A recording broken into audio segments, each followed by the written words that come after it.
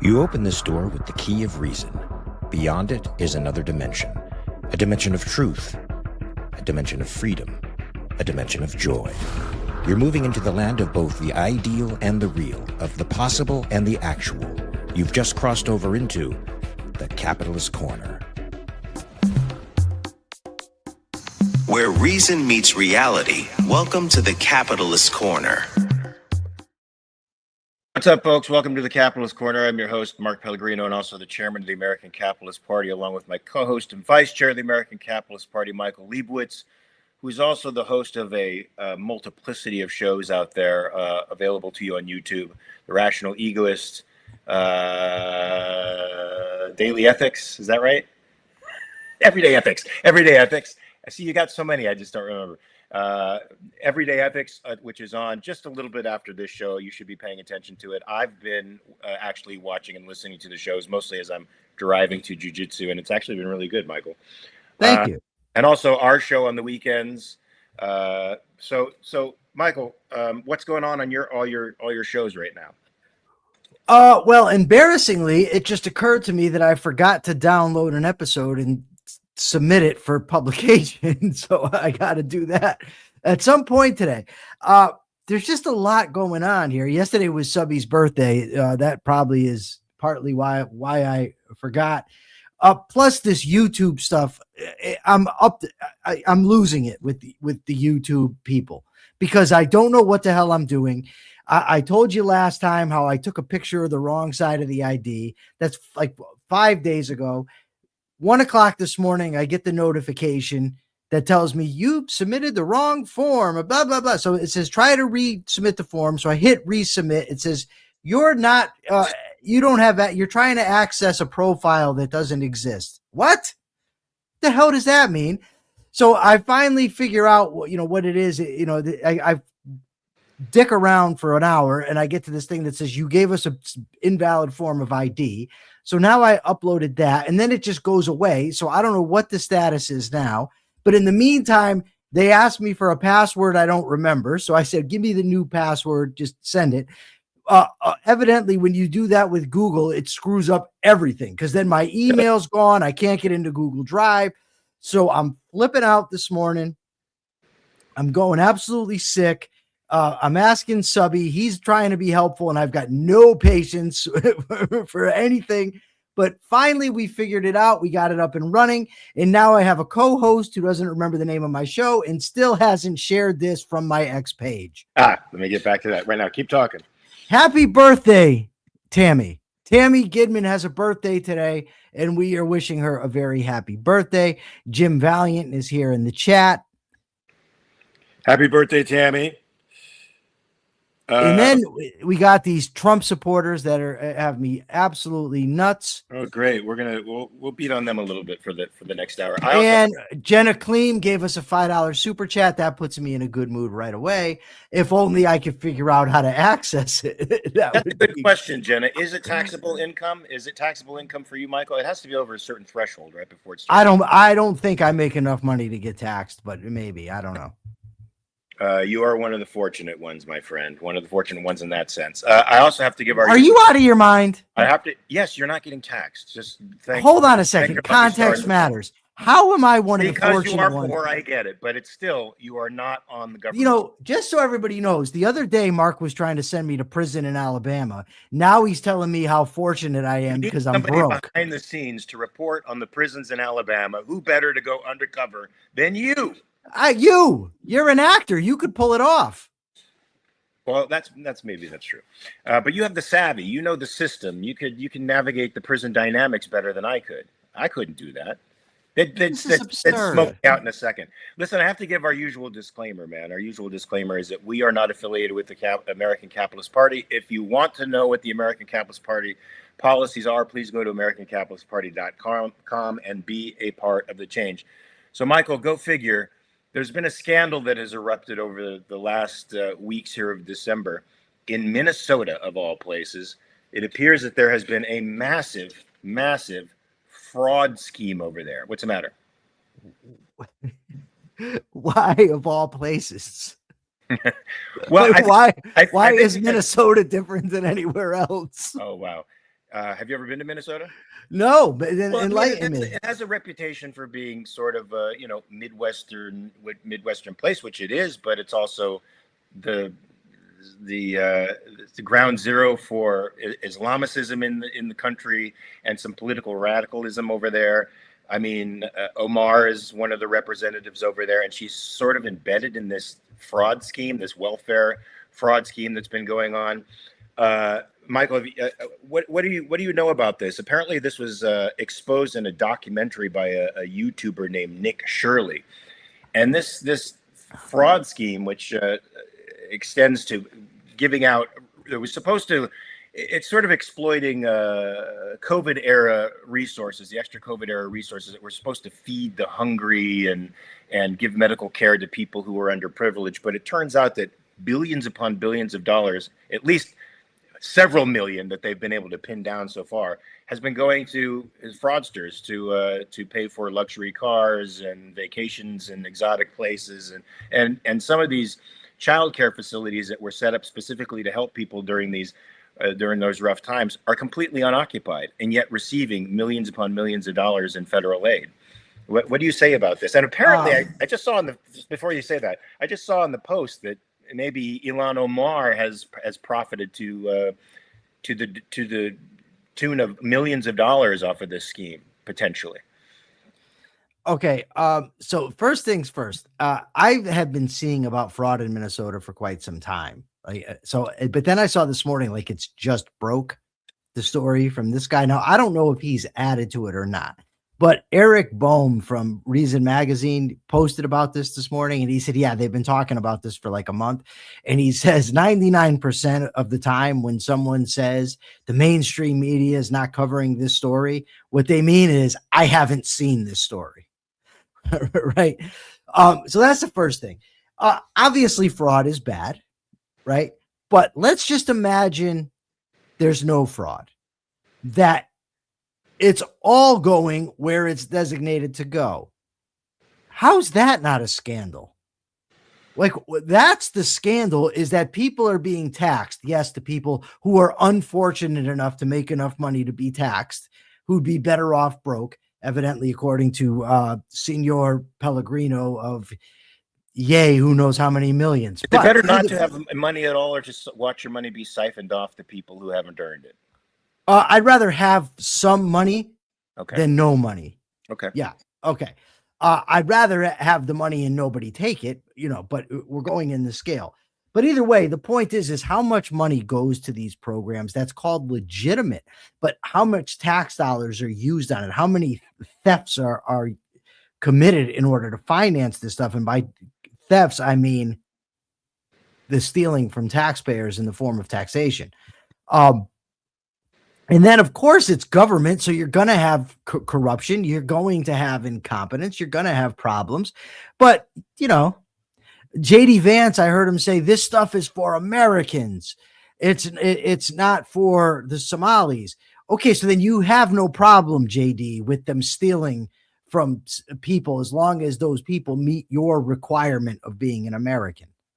Screw him, screw them, screw everybody. Thank you, Lee, for the £1.99. And I don't know what Saturday is, but there you go.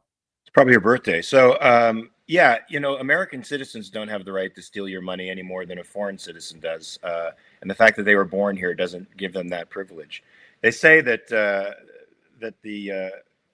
amount of money that's been siphoned off of the COVID-19 pandemic funds that were allotted there amounts to about $250 million in federal food aid. This is what's gone to luxury cars, overseas real estate, vacations, and other personal expenses. Now, apparently this has been going on for quite a while, Michael, as you stated, but it's now coming on the radar of the FBI, and now they're putting all these people under investigation. Have already apparently indicted quite a few people. So I think there's a simple solution to these corruption issues, Michael. And the Medicaid and Medicare, and elect the American Capitalist Party. Hey, I bought a new cereal. Okay. Kashi protein and fiber. I'm very, very happy with it. I went to the store last night and I'm remembering you telling me I have to have 15 grams of protein in the morning.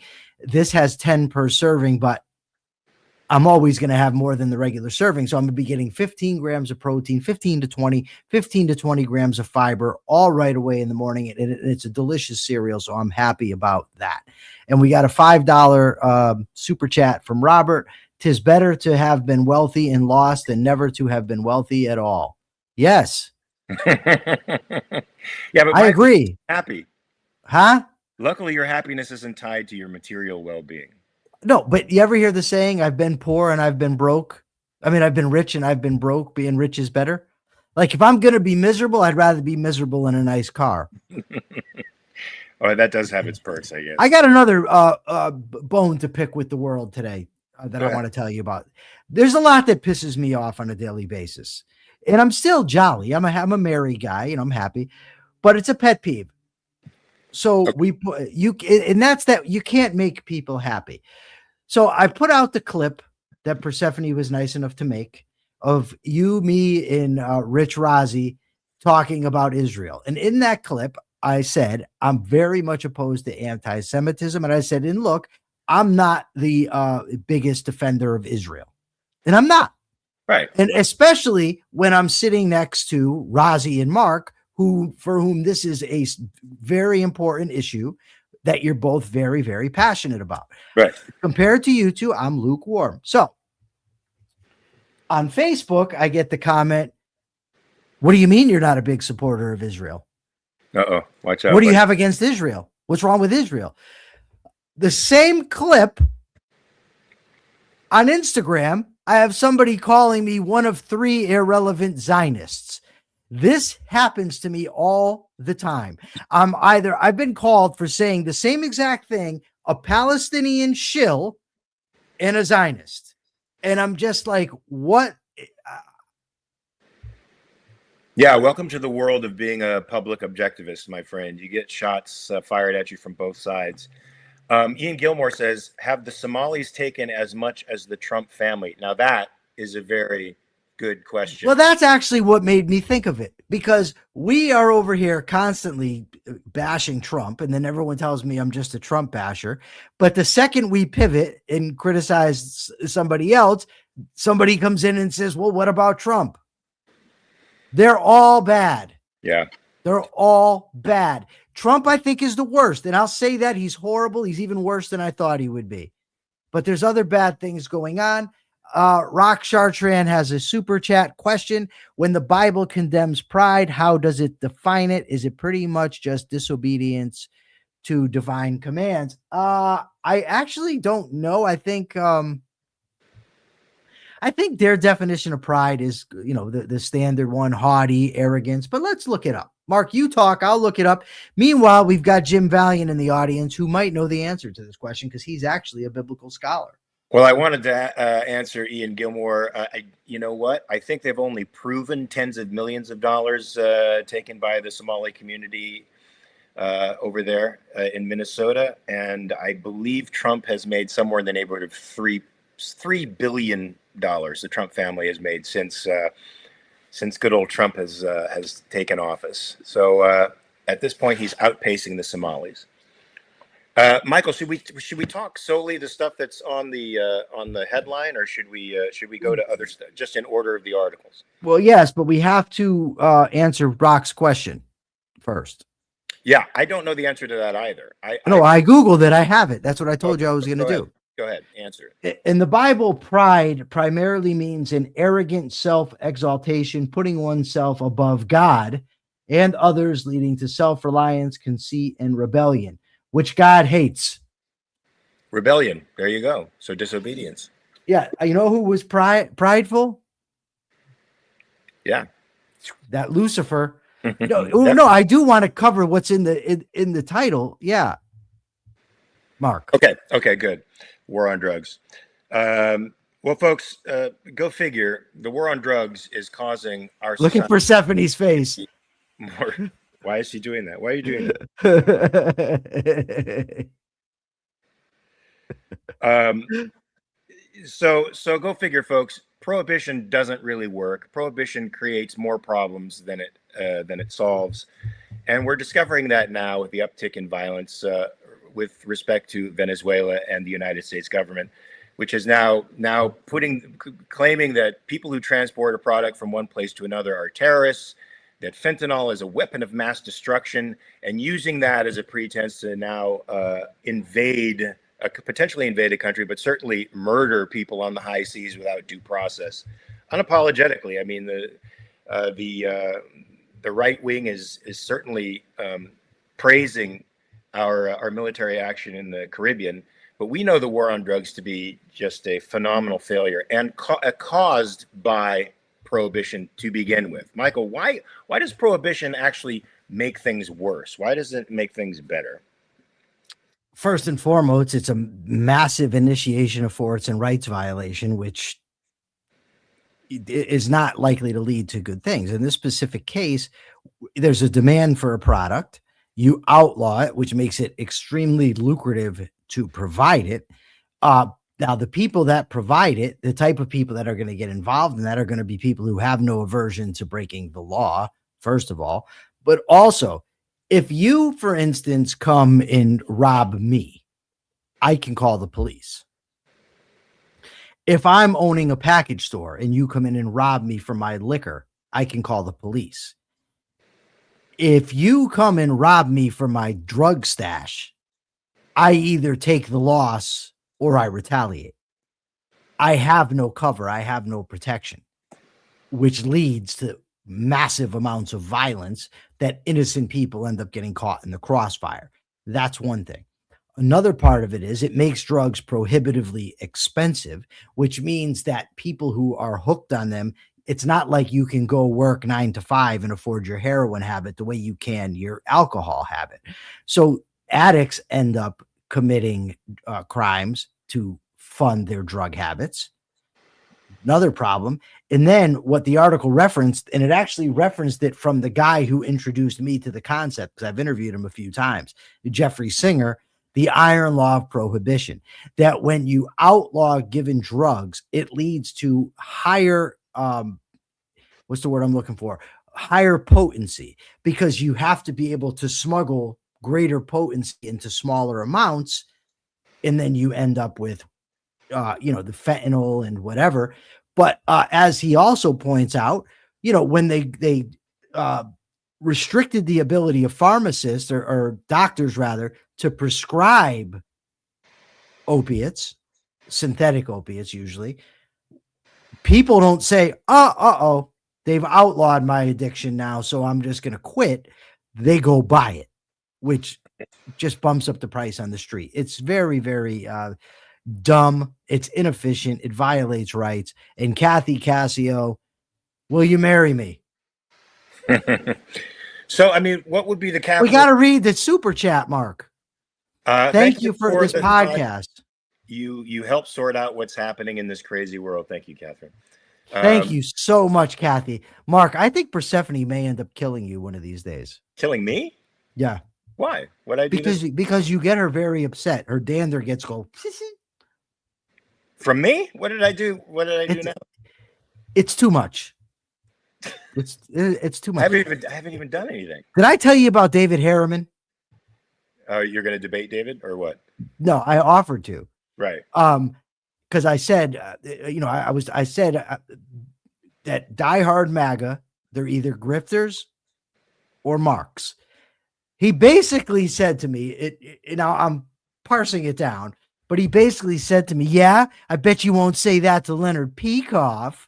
Oh, yeah. Okay. I remember he said that. And I'm like, oh, my God, dude. Like, come on. Really? I won't say, like, come on. He said, why don't you tell Leonard that Trump's minions? And I said, if I thought Leonard was one of Trump's minions, I would. And I told him, if you think that I would not speak my mind if I thought something of any human being on the planet, you clearly do not know with whom you are dealing, sir. He, of course, declined the debate, name called and declined to debate because he says he's not going to add to my audience. I got 4 times his following. Like, what are you going to add? That's it. Yeah. Okay, now get back to what we're dealing with here. It's disappointing to me to hear an objectivist throw out like arguments from authority and like intimidate you because of somebody else's opinion, or try to intimidate you from somebody else. Yeah, it's so, but he did it before too. He posted, anyone who disagrees with me, Leonard supports Trump. So it's like, dude, shut up with that name dropping bullshit. Ray says Harriman might as well burn his copy of Atlas Shrugged.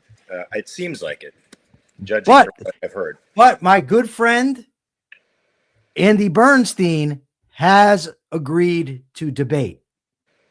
But, so he's also made you, the terms that he's made you agree to are that he has to speak for 45 minutes uninterrupted. That's fine. Okay. Well, I need 5. Okay. I can't wait to see this thing.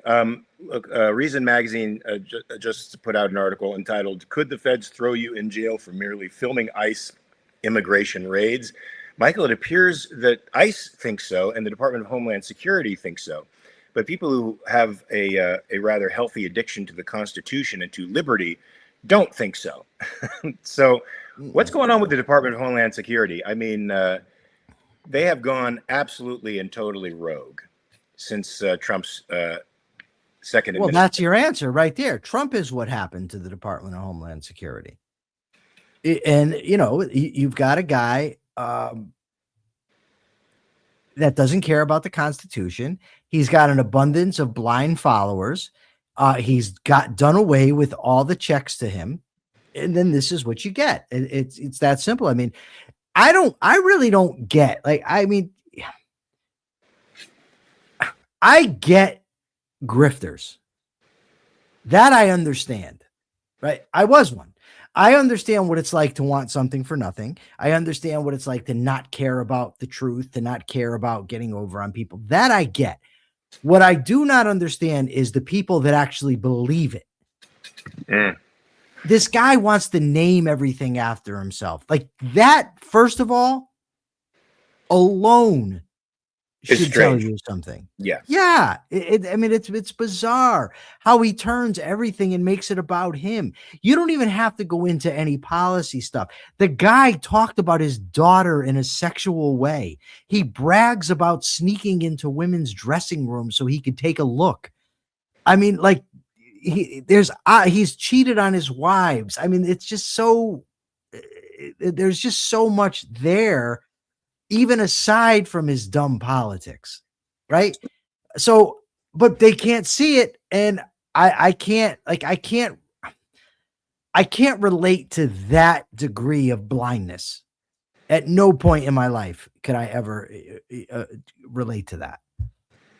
But well, that's why, and back to your question, sorry, but back to your question. That's how you end up with people who think that it's okay to charge people as domestic terrorists for filming the ICE raids.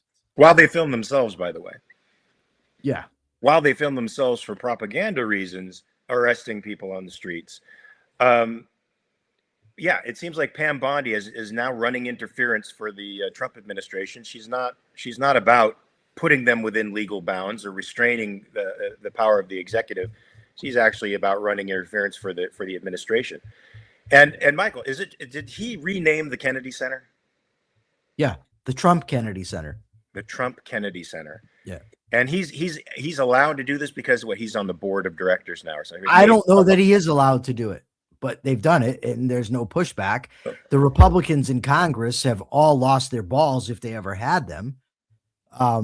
I don't know. Trump stores them in a cup in the White House, and it probably calls it Trump's cup, because he likes to name things after himself. Yeah, he does. It's sort of like a dog pissing on its territory. Every time I used to say that about him ages ago, that he seems like he has this need, like an animal that marks its territory with its own urine. That's his way of marking his territory. Race Jacobson says he was found liable of sexual abuse in a court of law as well. What's Herman's take on that, I wonder? Probably that it's fake. Yeah, that's easy. Probably that the judiciary is against him, and it's really not. It really wasn't a verdict arrived at by a jury. It was just the judicial. Yeah, well, it's a judge that's corrupt. It was a corrupt leftist. I mean, that's how they hide behind everything, right? It's all corrupt leftists. And, it's don't believe your lying eyes, believe Donald Trump. And, like, I don't know. Like, the reason people, like, I don't have any interest in convincing Harriman of anything, right? I just don't. What I have interest in doing is demonstrating to anybody that's honest, that's confused, how hollow his positions are. I feel like, Michael, the folks I know who are hardcore Trumpsters, and I know one of my friends I've known for 30 or so years, he lives in Denver. He really feels like the system is aligned against him. He really feels like the left has completely stacked the deck against him in particular. And he's got so much anger about that. He can't see past it. So no matter what you say about Trump, as far as he's concerned, he's the enemy of his enemy. And so long as he's the enemy of his enemy, even if he's a bad friend, it's enough for him to continue to support him. Yeah, thank you for that $5 super chat. I renamed "Taking a Dump" "Taking a Trump." Now we should make that go viral, Michael. I'm gonna steal that. And all right. Video. I wish we knew the guy's real name and we can give him credit. And watch as the girl. I don't know. As the woke right comes and attacks me. See, but Mark, at least that if somebody makes that claim that you just did, I can respect that. Right. I disagree. But if somebody is honest, like this guy, he watches the show sometime. I think his name is Matt Gilbert. He said that to him, Trump is a blunt force object that's fighting his enemies. Right. Okay, that's cool. My problem is when they pivot, which happens every time almost. Somebody will start by saying Donald Trump is a great person. What is that? Was that you?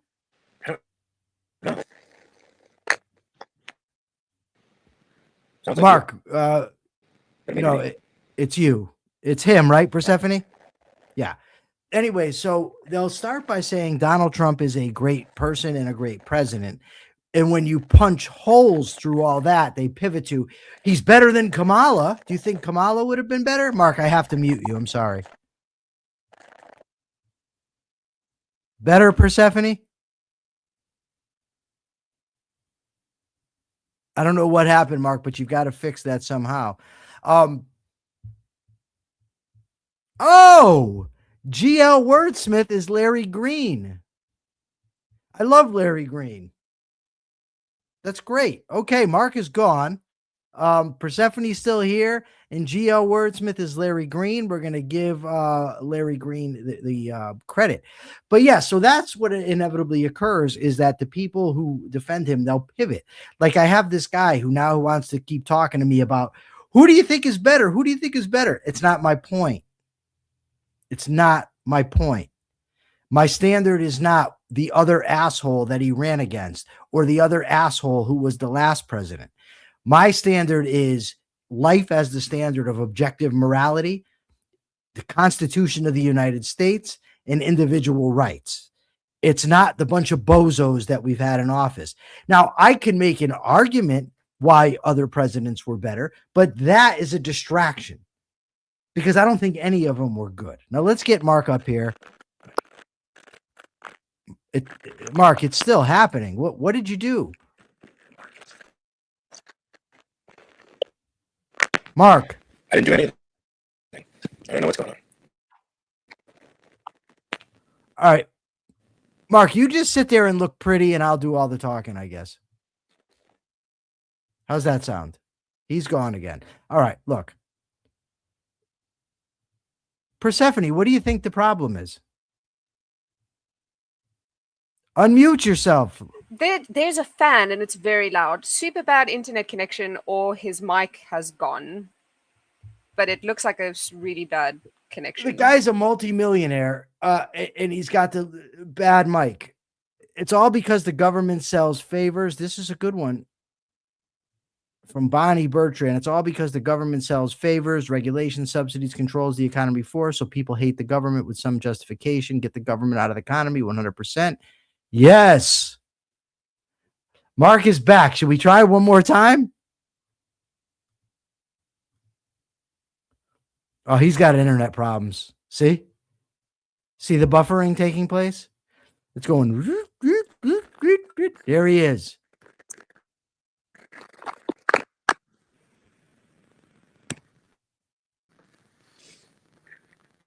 Marcus.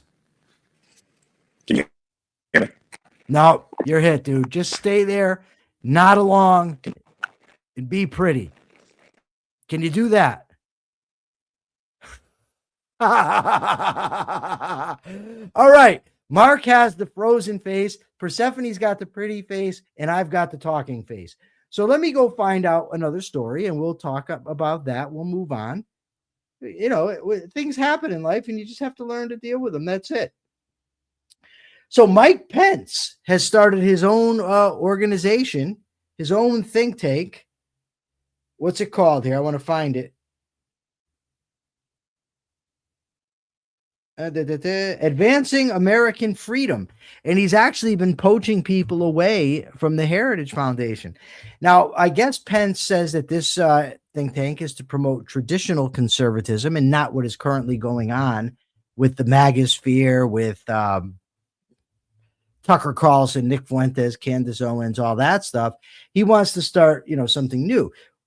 Where he lost me bigly is when he said it's going to be based on the ideas of the first Trump administration.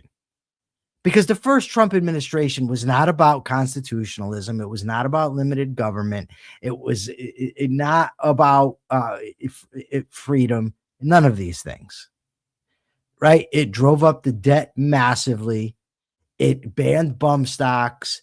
It did, what other things can I think of? The lockdowns that eventually came, anemic economic growth. Come on. That's really what you want to tout. Trump just running his mouth, kissing Putin's ass. That is not conservatism. James says Leonard would still have voted for Trump, I suspect, but even before the election, he stressed Trump is no hero, tariff sucks, and since then has gotten mad at Trump over issues like Ukraine. Yeah. And by the way, and no problem saying it publicly, I've read Leonard's piece about anti-Trumpers for Trump, and I disagreed with him and have no problem saying it. I'm not the sniveling coward that Harriman is. If I can't tell somebody the truth of what I think without that person not liking me, then that person has to not like me.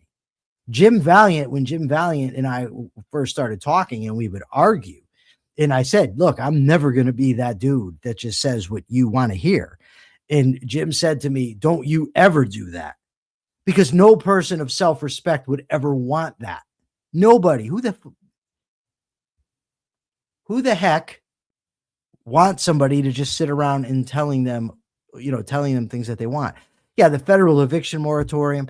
There's a lot of things that, the Trumpster is a total dick about. I'm a little disappointed that I've lost Mark. I think he just texted me. Let's see what he had to say. He's rebooting. Mark is rebooting. Ian Gilmore says there's no excuse for voting for Trump after January 6, 2021. Absolutely none. I'm inclined to agree. That should have done it for everybody. Ian, the problem is the amount of people who are dishonest about this. Trump has repeated the lie over and over again that the election was stolen from him. They've repeated it over and over again that it was either Antifa or it was feds in the crowd. It was everybody but the Trumpsters. And there's Trump's willing adversaries in the media that continually repeat this stuff. So if somebody has, say, completely soured on the mainstream media and they turn to the conservatives and think they're getting an honest take, they're going to be deceived. Is that their fault? Yes, it is. I'm not making an excuse. I'm just giving an explanation. Mark is turning himself off and turning himself on again. Yes, Lee. And Persephone is very pleased about that, which is a little weird. But, Persephone's strange anyway, but that's cool. I don't mind. She's pretty, so it works. Plus, she's very smart. So Donald Trump, speaking of the idiot in chief, said Russia wants to see Ukraine succeed. It sounds a little strange, but President Putin was very generous in his feeling toward Ukraine succeeding, including supplying energy, electricity, and other things at very low prices. Like, is he that dumb? I mean, this is like, I think I saw this, so I don't want to take credit, but it's like Chamberlain. Look, Hitler wants peace. He said so. He did. He said it. And if Hitler says he wants peace, he wants it. If Putin says he's going to help Ukraine, he's going to do it. Because Putin would never lie to Trump. Remember last time when Trump said, I don't know why he'd lie. Oh, Jenna Kleem said, yes, he is. Awesome. Persephone, get your mute off and tell us your thoughts. About what? Would Putin lie? Yes, he is a massive liar. Is Trump an idiot? Also, yes. My thoughts on which part? I brought you on to add some flair to the show. I'm going to need some flair. So when I ask, so what do you think about Trump's statement that Putin wants to help Ukraine and wants to see Ukraine succeed? Pigs will also fly. Trump, I don't think that he believes that. I think that he will just say that he believes it, because if he does believe it, then he's even more of a moron than we all know he is. So it's just nice words. But everybody with half a brain knows that that's bullshit. Okay, you're going to have to talk for a second because I have to send something by mail. It would have been funny if she had only replied no. I do that a lot. I just say no. I also apologize if you can hear my fan. It's like 1 billion degrees here. So I'm Nobody dying. hears your fan. Stop being weird about How would I know? I can't hear it. All I can hear is myself. Stop being weird. I would if I could. Unfortunately, this is the way I am. I can't believe this. My whole mail was screwed up this morning. So now what I've sent to my boss hasn't got there. I'm really getting pissed now about this whole thing. So tell a story. Get them to go to the website, something. Let me do this and you promote us. Everybody should be visiting the Capitalist Corner website. There you go. You can see the URL of the website below. Everybody should also be subscribing to the Capitalist Corner Patreon, not only because you get to ask direct questions and get answers from Mark and Michael, but you also do sometimes get quick thoughts, like short little videos. Extra discussions happen every now and then. There's group calls, Q&As. Yes, Jenna, there was a disclaimer. Also, no name. I am from South Africa. I hear that I sound Australian often. You do. Now, what is that all about? What is that? Just the old British accent? The South African accent? Yeah, Yes. it's because we have Brits and Dutch. If Afrikaans, like one of the native languages here, sounds a lot like Finnish and sounds a lot like Dutch. In written Dutch, I can understand written Dutch, and Dutch people can understand written Afrikaans. So I've communicated with people in Afrikaans, and they've communicated back with me in Dutch because the languages are very similar. But yeah, it's a whole mishmash. So you can actually cultures. speak Dutch? I can't speak Dutch. I can understand written Dutch because the languages are very similar. All right. Pellegrino. Yo. Okay. I have to do something very, very important. So I'm going to need you and Persephone to carry the show for about 2 minutes. Can you do that? Well, we can try. Persephone, did you have the articles? No. Because my phone is I have to go on my phone, and my computer is sort of updating, and the video quality is a lot better now, though. It is. So Is there's it? that. Yeah. I'm gonna try to get on with my computer, see what happens here. Is South Africa as violent as people say? Yes. Okay. Why don't you talk about how Trump says they're closer than ever to solving the Russia-Ukraine deal? the Russia-Ukraine war. Yeah, hasn't he been saying this for a long time, Persephone? Yes. He's also said that this war would have never happened if he was in power, of course. Yes. And no matter how often Putin throws it in his face that he doesn't really care what Trump thinks, he still keeps pursuing this idea that he and Putin are vacation buddies, drinking buddies, good friends, and that Putin's going to do everything he wants him to do. Putin would never, ever do anything to upset Trump, ever, ever, ever. No, Putin listens to everything that Trump says. Everybody listens to everything that Trump says. Trump is the God King Emperor. Well, you have to listen to what Trump says, otherwise he'll sue you. There we go. And now we've got massive echo. Yeah, he will sue you. I heard a great one. At least whatever Trump's doing is working because the crime rates are down. That's what I heard yesterday.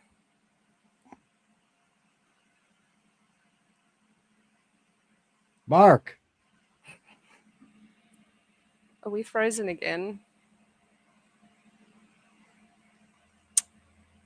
Okay, I'm here. I'm here to save the day. Let me back up and check out this super chat. Yes, he is frozen. Mark Pellegrino's now entered the studio. No Name gives us €2 and as a contribution to Mark's technology. I hope he takes advantage of that. Yeah, I think I need a new computer. What were we talking about, Stephanie? Before I was for the love of everything holy, gods of the computer. So Donald Trump is claiming, and I've seen this all over the place, the murder rate's down, crime is down. And Trump, of course, is taking massive amounts of credit. Does he deserve partial credit, given the fact that he's militarizing cities? He probably does deserve some of the credit. But the trajectory was already down. It was already going down prior to Trump taking office.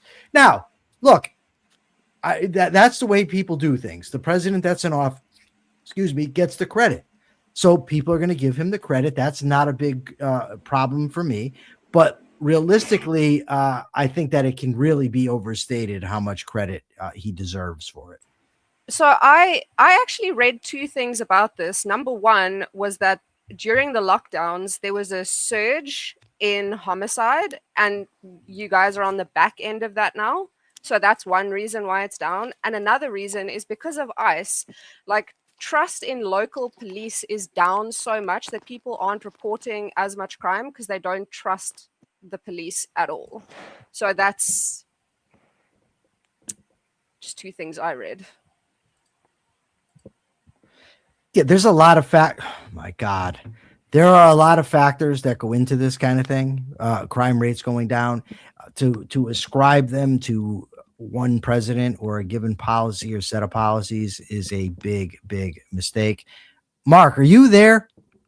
All right, we're taking him off until he comes back into the equation. Sebastian Scalora, Subby Scalora is a he can hear us. Mark, he says he can hear us now.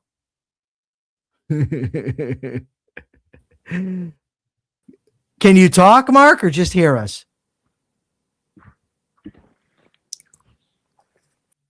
Okay, so Mark is just going to sit in the gallery and listen. Persephone is going to unmute herself because their fan's not making nearly as much noise as what she thinks. And I am going to tell you a story about my friend Subby.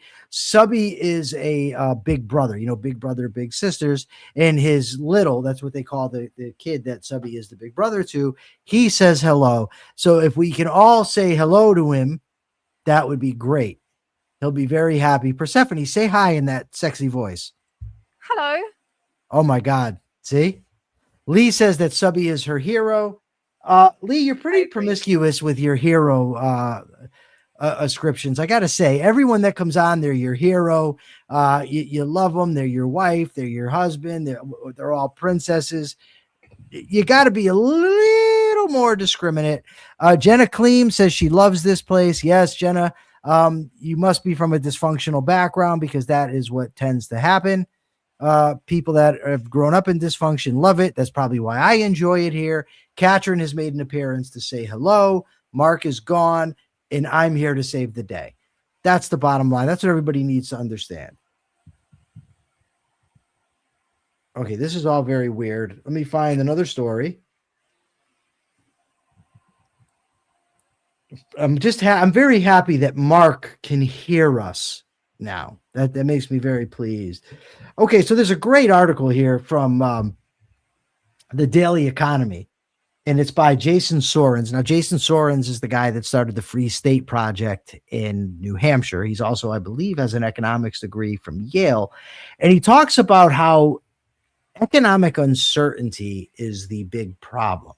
Is that if they just put tariffs in place, not that tariffs are good, but people could then calculate and account for them. But when you have tariffs added and removed at random, it creates uncertainty. When you have Trump buying, property, private property with government money, when you have Trump threatening CEOs or putting pressure on this company or that, when he's putting pressure on the Federal Reserve to lower interest rates, people don't know how to account.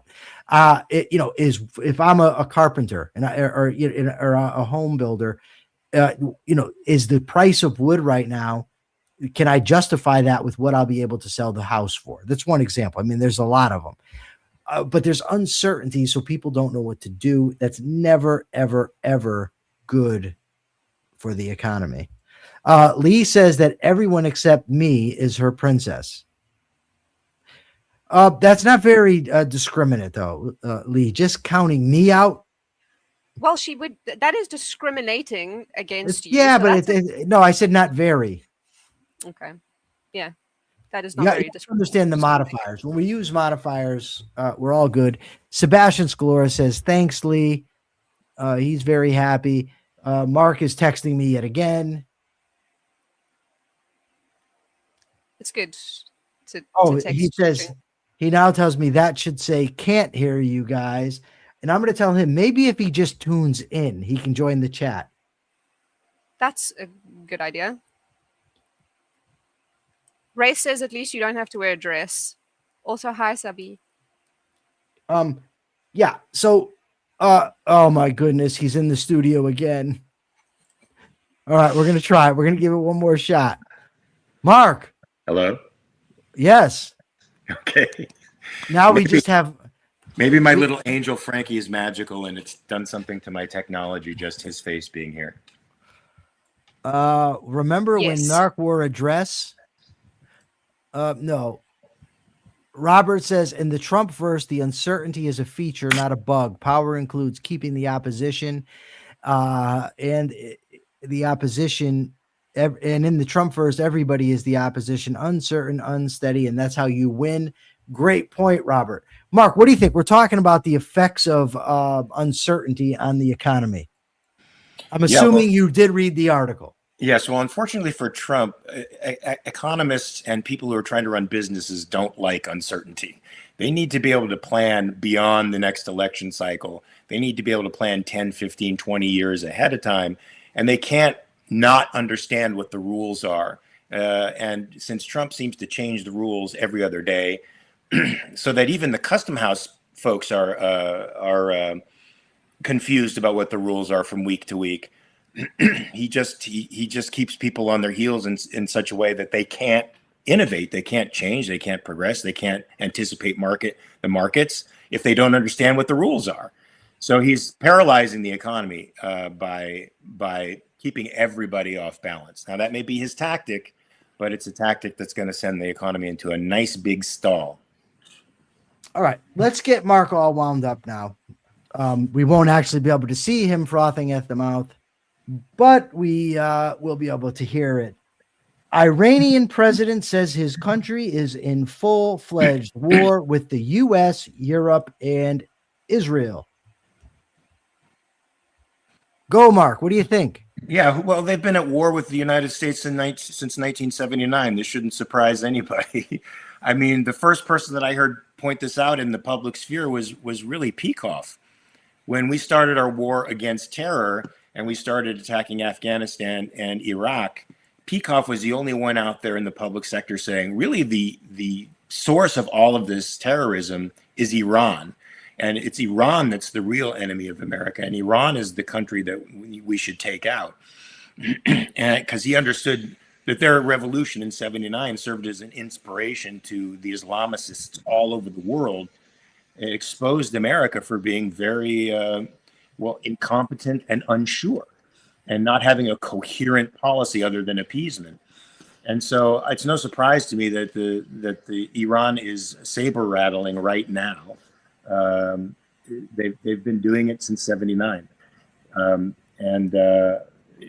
they've been the main enemy against the United States, and the one that we should have focused our military might on from the very beginning. So Jim Valiant says they're at war with their own people. Yes, that is true.